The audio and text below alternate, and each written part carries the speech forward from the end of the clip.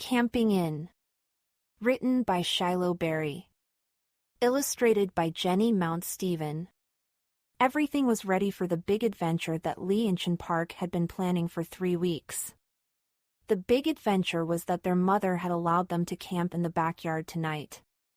Mrs. Park had said that they could each have a friend over to camp with them. Mrs. Park had given Lee and Chin some money because they had washed her car. They had spent that money getting some food to cook on a campfire. But there was a problem, and it was a very big problem.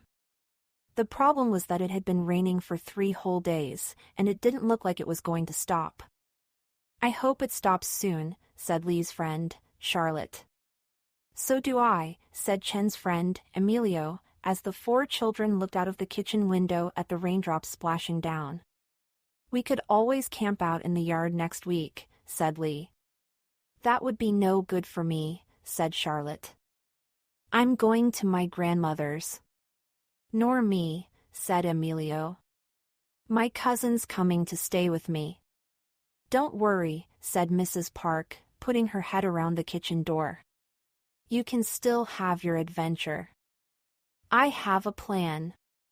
Come back at 5 o'clock with all your camping gear.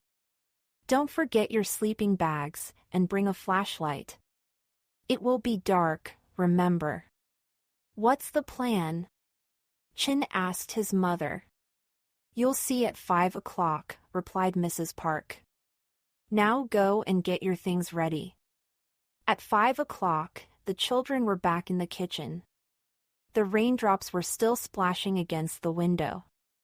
"Come on," said Mrs. Park, putting her head around the kitchen door again. "Let's go and get the campsite set up." "How can we set up the campsite when it's still raining?" asked